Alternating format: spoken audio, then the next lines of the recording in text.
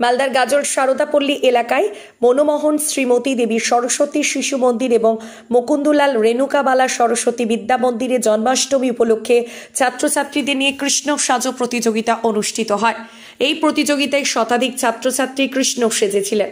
এবার এই অনুষ্ঠান 25তম অনুষ্ঠান হয়। পশ্চিমবঙ্গ সরকারের সিনিয়র অডিটর পার্থ চক্রবর্তী বলেন, এখানে এসে অনুষ্ঠানে খুব ভালো লেগেছে। এই বিদ্যালয়ের শতাধিক ছাত্রছাত্রী অপূর্বভাবে কৃষ্ণ সেজেছেন। তিনি বলেন, শিশুরাই আসল কৃষ্ণ, তাই তাদের মুখে হাসি দেখে খুব ভালো লেগেছে। সবাই অপূর্বভাবে কৃষ্ণ সেজেছেন। প্রচুর দর্শক এই প্রতিযোগিতা দেখে আনন্দ উপভোগ করছেন।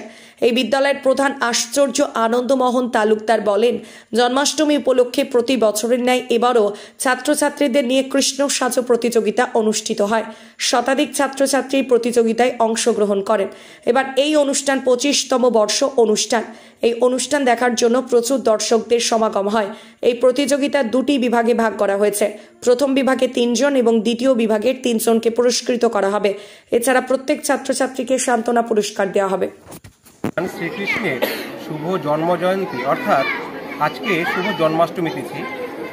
এই দিনে প্রতি বছরের মতো গাজল সরস্বতী শিশু বিদ্যা মন্দিরে কৃষ্ণ সাজার, শিশু বালকরাই তো আসল কৃষ্ণ, তাদের মধ্যে শ্রীকৃষ্ণের প্রকাশ, তাদের নিয়ে কৃষ্ণ সাজার একটি শুভ অনুষ্ঠানের আয়োজন করা হয়েছে।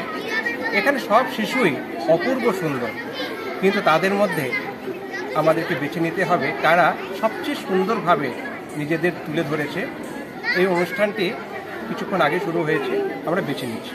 এখানে প্রায় প্রতি বছরের মতো প্রায় 100 মতো শিশু, ছেলে এবং মেয়ে উভয়ই কৃষ্ণ